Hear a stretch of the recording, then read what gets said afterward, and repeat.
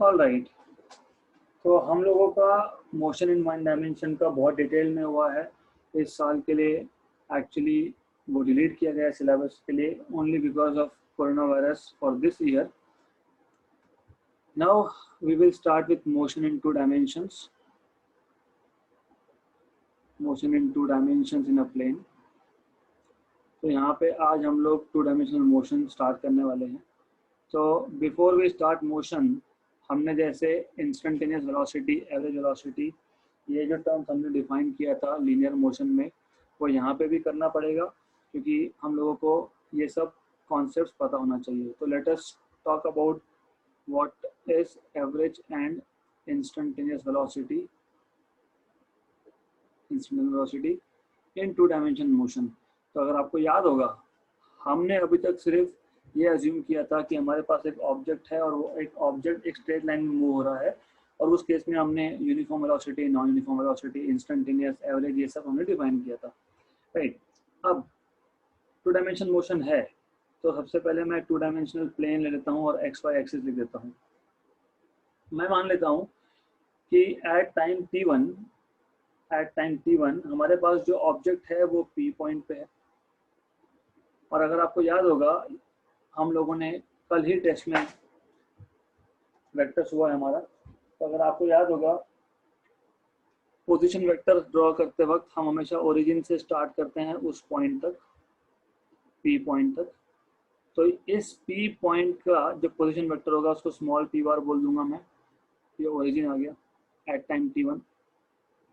मैंने x Y axis draw किया है क्योंकि मोशन एक्स और वाई एक्सिस में है इसके लिए, राइट। तो टाइम एक्सिस में नहीं दिखा रहा हूँ यहाँ पे। Motion is an X Y axis, hence we have basically shown x and y axis here. At time t2 ये पार्टिकल होगा somewhere at q, so this will be somewhere at q, okay, at time t2. So at time t2 you have the particle at point q और उसका position vector होगा q बार, right, good. तो displacement कहाँ से कहाँ हुआ? Displacement आपका हुआ from p to q, from p to q, this is displacement, good enough. अब सिर्फ चेंज इतना है कि हमारे पास जो वन डायमेंशनल मोशन था उसमें किसी भी पॉइंट का पोजीशन वेक्टर में एक कंपोनेंट होता था। अगर मोशन एक्स एक्सिस के अलॉन्ग है तो सिर्फ एक्स कंपोनेंट आएगा। यहाँ पे इन दिस केस क्योंकि मोशन टू डायमेंशन में है तो पी पॉइंट का पोजीशन वेक्टर मतलब स्मॉल पी बार, इसमें दो कंपोनेंट होंगे। एक हो जाएगा, मैं मान लेता हूँ x1 आई कैप प्लस दूसरा y1 J cap. Similarly q, capital Q, जब टाइम t2 पे ऑब्जेक्ट पॉइंट q पे है तो position vector small q bar is x2 I cap plus y2 J cap. या फिर आप बोलने को तो ऐसा भी बोल सकते हो कि q पॉइंट के कोऑर्डिनेट से x2 y2 और p पॉइंट के कोऑर्डिनेट से x1 y1, ऐसा भी बोल सकते हो, गुड, राइट। तो सबसे पहले आपको बताना चाहिए हमारे पास जो सिस्टम है हम उसको पहले डिफाइन कर लेंगे, राइट, एंड देन हम लोग डिस्प्लेसमेंट वेक्टर बनाएंगे। डिस्प्लेसमेंट कहाँ से कहाँ हो रहा है? पॉइंट पी से पॉइंट क्यू पे। अभी तक मैंने सिर्फ पॉइंट पी और पॉइंट क्यू के पोजीशन वेक्टर लिखे हैं, मैंने डिस्प्लेसमेंट की बात नहीं की है। एक बार डिस्प्लेसमेंट मिल गया तो फिर आप बाद में आप लोग उसको ये कर सकते हो, बेसिकली वेलोसिटी में कन्वर्ट कर सकते हो। Displacement upon time is velocity, right. तो सबसे पहले हम लोग सिस्टम क्या है उसको डिफाइन कर देंगे। So let's say consider a particle or an object, a particle moving in a two-dimensional plane,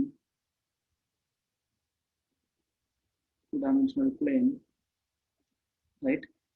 The position of the object at any point is given by two coordinates. The position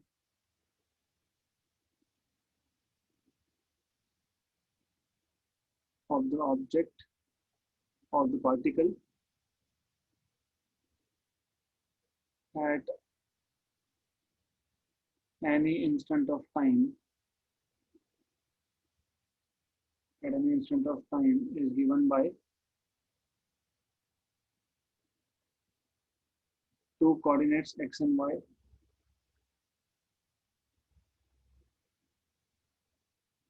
Two coordinates x and y. Okay. Then the thing is, अगर दो coordinates x and y से position define होता है तो P point पे मैंने already बताया, P point पे कोऑर्डिनेट्स होंगे x1 y1, लेट x1, और ऐसा भी बोल सकता हूँ मैं, let the particle be at point P at time t1. The coordinates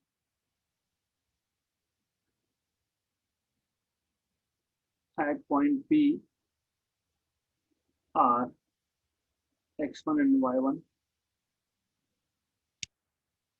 Similarly, at time t2, the particle is at point Q. The particle is at point Q, and the coordinates are given by, and the coordinates are given by x2 and y2. Right? Therefore, position vector आपको पता है. Therefore, position vectors of the particle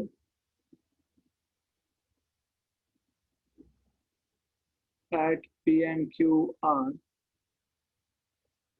P के लिए small p vector x1 I cap plus y1 j cap, and Q के लिए small q bar, that is x2 I cap plus y2 j cap.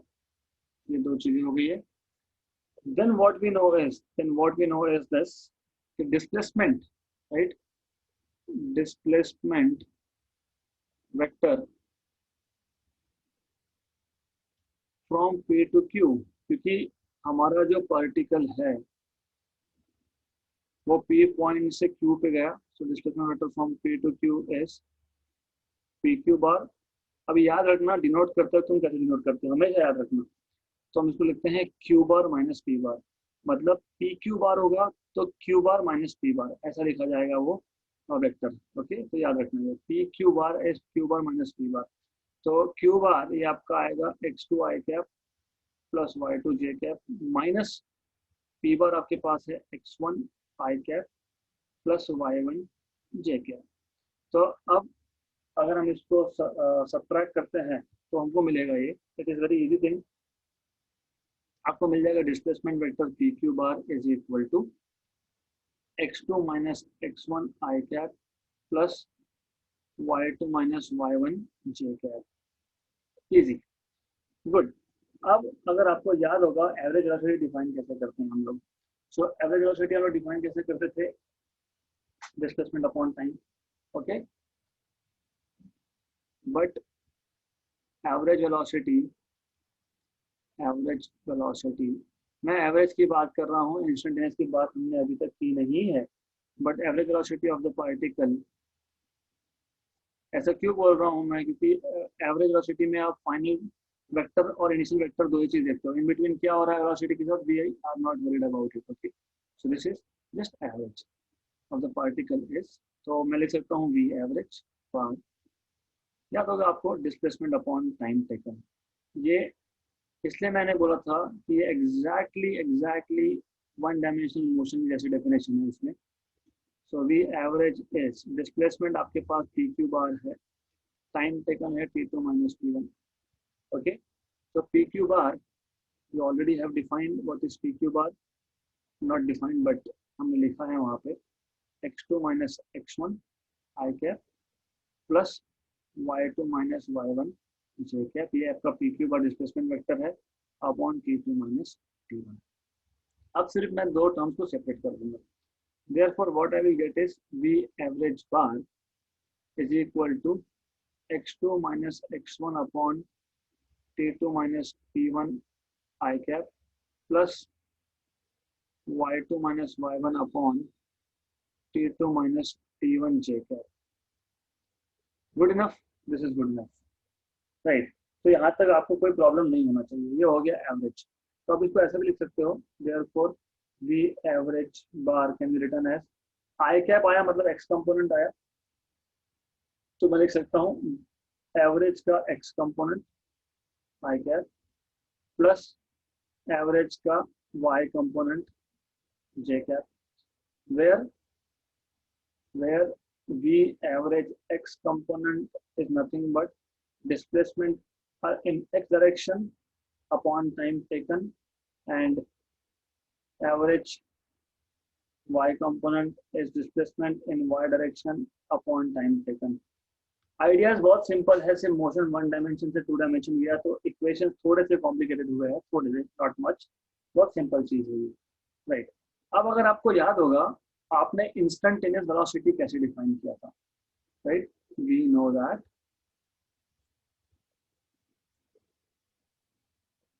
instantaneous velocity, instantaneous, okay, so if you remember instantaneous velocity के लिए, so instantaneous velocity is, हम लोगों ने एक time interval को छोटा छोटा करते गए, क्योंकि इंस्टेंटेनियस वेलोसिटी का मतलब ही ये होता है कि पार्टिकल का speed at a given instant of time, हम पे यहाँ पे एवरेज की बात ही नहीं करते, पी पे था फिर एक घंटे के बाद क्यू पे पहुंचा, तो क्यू बार का क्यू का पोजीशन वेक्टर माइनस पी का पोजीशन वेक्टर, तो डिस्प्लेसमेंट अपॉन टाइम नहीं, वो एट अ इंस्टेंट होता है एक किसी पर्टिकुलर टाइम पे। हमने डिफाइन किया था instantaneous velocity v bar as limit of as time interval becomes zero of average velocity।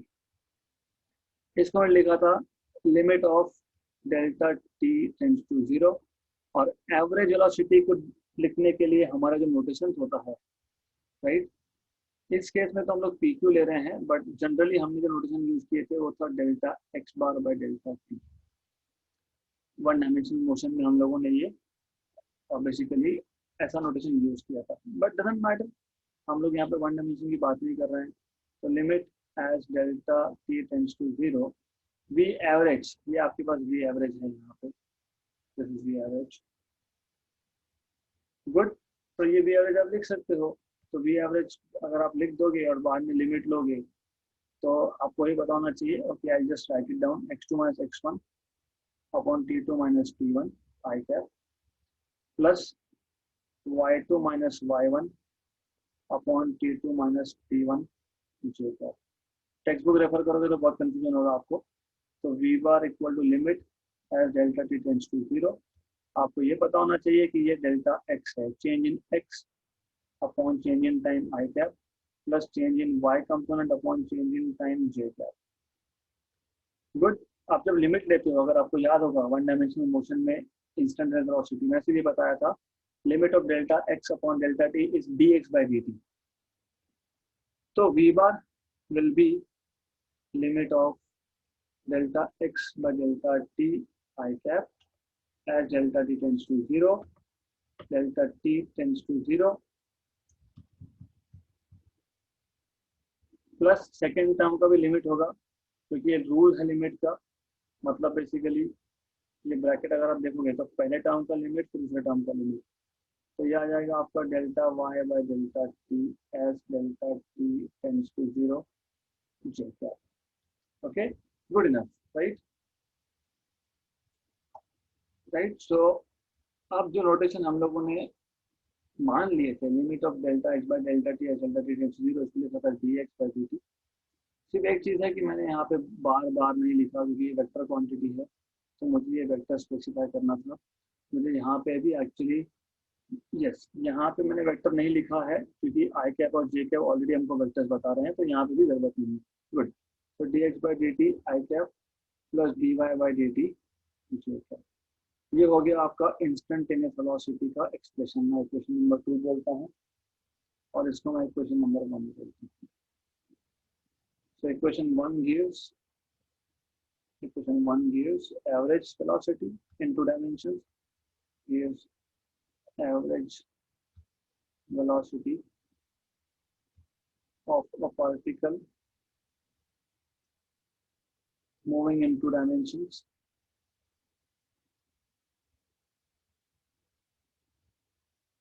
and equation 2 gives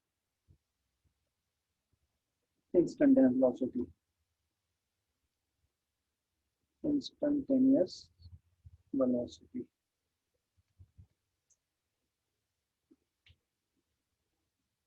right, बहुत सिंपल सा केस था ये। मैं at the end of lecture मैं ये करने ही वाला हूँ वापस से। Okay okay, so as I was saying कि सिमिलरली हम लोग इंस्टेंटेनियस और एवरेज एक्सेलरेशन डिफाइन कर सकते हैं। तो let us see how we can do it. So 3.3.2 for let us say average and instantaneous acceleration.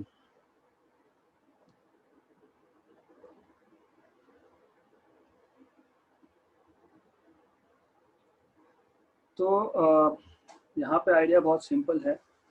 हम लोग वन डायमेंशनल जो हमारा केस था उसी को फॉलो करने वाले हैं। Everything will remain same except for one thing, that ये टू डायमेंशनल मोशन है। बाय द वे, जो हमने लास्ट टाइम ये इंस्टेंटेनियस और एवरेज एक्सेलरेशन हमने लिखा है, उसमें ये जो एवरेज एक्सेलरेशन है इसका मैग्नीट्यूड, क्योंकि ये वेक्टर क्वांटिटी है तो इसका मैग्नीट्यूड जो होगा that will be x component का स्क्वायर प्लस वाई कंपोनेंट का स्क्वायर का under root basically.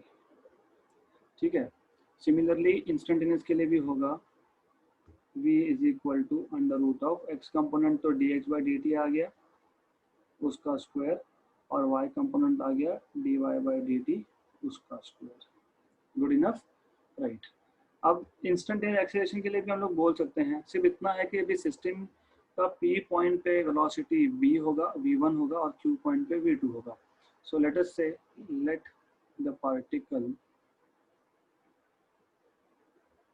Has velocity v1 bar at point P and v2 bar at point Q, right? And time हमको पता है at time t1 and t2 respectively, तो at times t1 and t2 respectively. Good enough, right? तो यहाँ पे ये easy idea है। अब हमको पता है कि हम लोग एवरेज एक्सेलरेशन डिफाइन कैसे करते हैं। So we know that average acceleration is given by बहुत easy है, a average and that is equal to what? तो if you remember वापस से वही that v2 bar minus v1 bar upon t2 minus t1। देखो difference सिर्फ इतना है कि यहाँ पे वहाँ पे भी हमने v1 बार लिखा था, यहाँ पे भी v1 बार लिख रहे हैं। वन डायमेंशनल मोशन में, सिर्फ वन डायमेंशनल मोशन में एक ही कंपोनेंट होगा वेलोसिटी का, like X component if the object और particle is moving around X axis. यहाँ पे दो कंपोनेंट होंगे because the object is moving in a plane, right? तो सिमिलरली v2 के भी दो कंपोनेंट्स होंगे। ओके, तो अब तो आई कैन जस्ट, बिकॉज यहाँ पे हम लोग फिलहाल जो लिख रहे हैं we are writing average acceleration, तो मैं बोल सकता हूँ we can say let v1 bar is what? v1 bar is v1 x I cap plus v1 y j cap, and v2 bar is v2 x I cap plus v2 y j cap। तो हमको v2 बार minus v1 बार मिल जाएगा v2 x I cap plus v2 y j cap minus v1 x I cap plus v1 y j cap, और इसको जब आप simplify करोगे तो ये होगा v2 x I cap minus v1 x I cap, right, plus v2 y j cap minus v1 y j cap। तो ये आपका आ जाएगा v2 x minus v1 x I cap और plus v2y minus v1y j cap. तो आपको v2 बार minus v1 बार मिल गया। Therefore आपका average acceleration का वेक्टर जो होगा वो याद रखना, वो v2 बार माइनस v1 बार था, और v2 बार और v1 बार का सब्ट्रैक्शन आपने यहाँ पे अभी कर लिया है। तो v2x minus v1x I cap plus, so let me just write it in little proper way so as to avoid any confusion। तो मैं लिख देता हूँ v2x minus v1x I cap plus v2y minus v1y j cap upon t2 minus t1। Right, जैसे हमने इससे पहले मतलब वेलोसिटी केस में x और y कंपोनेंट को अलग अलग किया था, यहाँ पे भी अलग अलग करेंगे। तो आपको मिल जाएगा average acceleration bar is equal to v2x minus v1x I cap upon t2 minus t1 plus v2y minus v1y upon t2 minus t1 j cap. तो आप बोल सकते हो कि एवरेज एक्सेलरेशन वेक्टर जो है ये है आपका average x component of acceleration I cap, और ये है average y component of acceleration j cap. तो ये मिल गया आपको average x and y components, where a average x is nothing but v2x minus v1x upon t2 minus t1 and v2y minus v1y upon t2 minus t1। Good. Now हमारा रह गया instantaneous acceleration.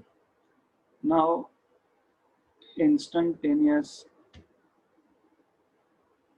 acceleration is given by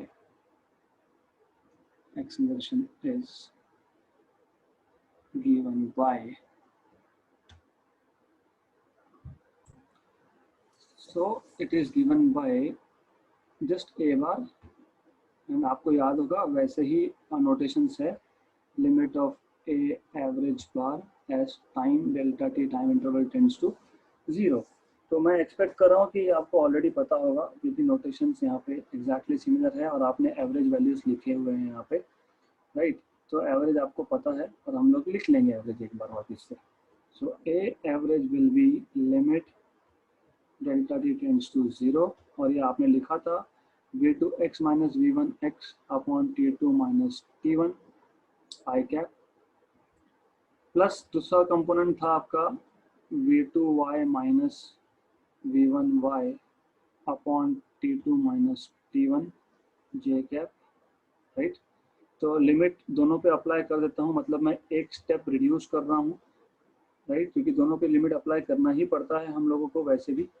तो अगर आपको in short लिखना है तो you can just write down that ये जो चीज़ है v2x minus v1x, this is, आप ऐसा लिख सकते हो a bar equal to limit delta t tends to 0 delta v but change in velocity of x component upon delta t I cap plus limit delta vy upon delta t, क्योंकि y cap y component में change है यहाँ पे इसके लिए, right. तो अब ये आएगा आपका a बार, इसको मैं लिख दूंगा जैसे नोटेशन हम लोग यूज करते हैं dvx by dt I cap, मतलब लिमिट अप्लाई करने के बाद डेल्टा की जगह पे dv लिखते हैं plus dvy by dt j cap, right. तो ये आपका हो गया x कंपोनेंट और y कंपोनेंट के फॉर्म में इंस्टेंटेनियस। बट हमको पता है कि vx क्या है, vx is dx by dt, और हमको पता है कि vy क्या है, that is dy by dt, rate of change of displacement of x to that of time and y to that of time. तो ये हम लिख देंगे a bar is equal to d dt of vx क्या है dx by dt I cap plus d dt of vy क्या है dy by dt है j cap, right. Therefore a bar ये आ जाएगा आपका d2x by dt square, second derivative, इसलिए डेरिवेटिव बहुत इंपॉर्टेंट था इसलिए मुझे डेरिवेटिव लेना पड़ा था। Second derivative of displacement with respect to time, that is acceleration. Acceleration मतलब वेलोसिटी का डेरिवेटिव, और वेलोसिटी का डेरिवेटिव, वेलोसिटी कैसे निकालते हो, डिस्प्लेसमेंट के डेरिवेटिव से। डिस्प्लेसमेंट का 2 बार डेरिवेटिव अगर हम लोगों ने ले लिया तो हमको मिल जाता है acceleration. Good. By the way, अगर मुझे सिर्फ इंस्टेंटेनियस एक्सेलरेशन का मैग्नीट्यूड चाहिए तो x कंपोनेंट का स्क्वायर मतलब d2x/dt स्क्वायर का भी स्क्वायर प्लस y कंपोनेंट का स्क्वायर, तो d2y/dt स्क्वायर का भी स्क्वायर आप करोगे तो that is just magnitude of instantaneous acceleration. वैसे ही यहाँ पे अगर आपको एवरेज एक्सेलरेशन का मैग्नीट्यूड निकालना होगा तो ये होगा under root of x component of average. जगह नहीं है तो I am not writing it down, but you can understand, right. तो मैं अभी वापस से रिपीट कर देता हूँ, ज़्यादा डिफिकल्ट नहीं है, सिर्फ जो टर्म्स है थोड़े से मैथमेटिकल ज़्यादा है। तो जैसे हमने 1D मोशन में एवरेज और इंस्टेंटेनियस वेलोसिटी, एवरेज और इंस्टेंटेनियस एक्सेलरेशन डिफाइन किया था, वैसे यहाँ पे भी कर सकते हैं 2 डायमेंशन में। सिर्फ चेंज क्या है कि यहाँ पे पार्टिकल जो है वो 2 डायमेंशन में मूव हो रहा है। जब पार्टिकल टाइम t1 पे p पॉइंट पे होगा उसके कोऑर्डिनेट्स होंगे x1 y1, तो position vector will be given by x1 i cap plus y1 j cap, क्योंकि 2 कंपोनेंट्स है, क्योंकि 2 डायमेंशनल मोशन। जब t2 टाइम पे पार्टिकल q पोजीशन पे होगा तो small q bar will B displacement vector that will be given by x2 i cap plus y2 j cap. इतना ही पता होना चाहिए। देन क्या हमको ये पता नहीं कि डिस्प्लेसमेंट क्या होता है, final position vector minus initial position vector, तो displacement pq bar that is final मतलब q बार, क्योंकि फाइनल पोजीशन q था तो small q bar is final position vector minus initial position vector p bar. सिर्फ subtract कर दिया तो मुझे मिल गया displacement x2 minus x1 i cap plus y2 minus y1 j cap. और एवरेज वेलोसिटी क्या होता है, डिस्प्लेसमेंट अपॉन टाइम टेकन होता है।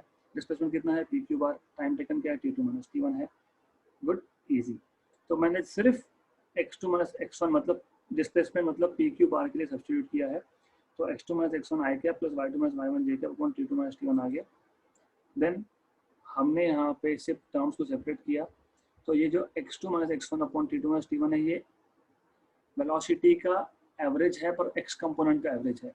y2 minus y1 upon t2 minus t1, क्योंकि देखो ऊपर भी डिस्प्लेसमेंट नीचे time, displacement upon time velocity, लेकिन जस्ट y दिख रहा है, मतलब ये वेलोसिटी एवरेज y कंपोनेंट का है, ऐसा, राइट। गुड। तो एवरेज वेलोसिटी का मैग्नीट्यूड निकालना होगा तो x component square plus y component square under root.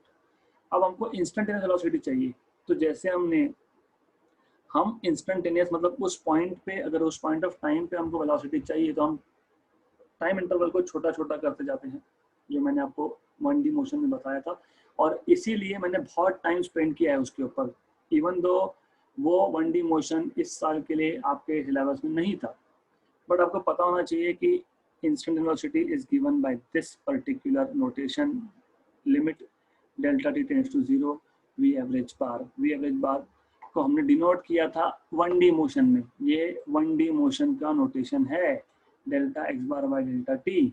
यहाँ पे हमारे केस में डेल्टा एक्स बार हम लोग नहीं लिखने वाले, हम लोग लिखने वाले हैं डिस्प्लेसमेंट जो भी था हमारा पी क्यू बार, ये याद रखना। तो पी क्यू बार है हमारा ये, गुड इनफ, राइट, ये पता होना चाहिए। तो हमने सिर्फ डिस्प्लेसमेंट मतलब पी क्यू बार, मैं अच्छे से लिख देता हूँ यहाँ पे, इसको काट देता हूँ, इसको भी हटा देता हूँ, P Q bar by delta T. P Q bar substitute किया है तो x2 माइनस x1 मतलब change in x delta x, t2 minus t1 is change in time delta t, similarly delta y। फिर हम लोगों ने सेपरेट करके दोनों टर्म से लिमिट अप्लाई कर दिया, limit delta x upon delta t is dx by dt and delta y by delta t is dy by dt, right. Then v is equal to under root of dx by dt square plus dy by dt square, ये आ गया आपका instantaneous velocity का magnitude, right, good enough. जैसे हमने 2 dimension में velocity define किया वैसे एक्सेलरेशन भी कर सकते हैं, एवरेज और इंस्टेंटेनियस। तो अगर पॉइंट P पे वेलोसिटी v1 बार रहा होगा और Q पे अगर v2 बार रहा होगा तो average acceleration will be simply v2 bar minus v1 bar upon t2 minus t1 by definition. But v1 बार मतलब पॉइंट P पे वेलोसिटी जो था, पॉइंट P मतलब वो ग्राफ याद करो, वहाँ पे जो वेलोसिटी था v1 उसके भी कंपोनेंट हो सकते हैं v1x और v1y, तो कंपोनेंट लिख दिया। q पॉइंट पे जो वेलोसिटी था उसके भी कंपोनेंट हो सकते हैं, तो v2x और v2y कंपोनेंट फॉर्म में लिख दिए हम लोगों ने। तो v2 बार माइनस v1 बार भी करने के बाद हमको मिल गया this thing, v2x minus v1x i cap plus v2y minus v1y j cap. Good.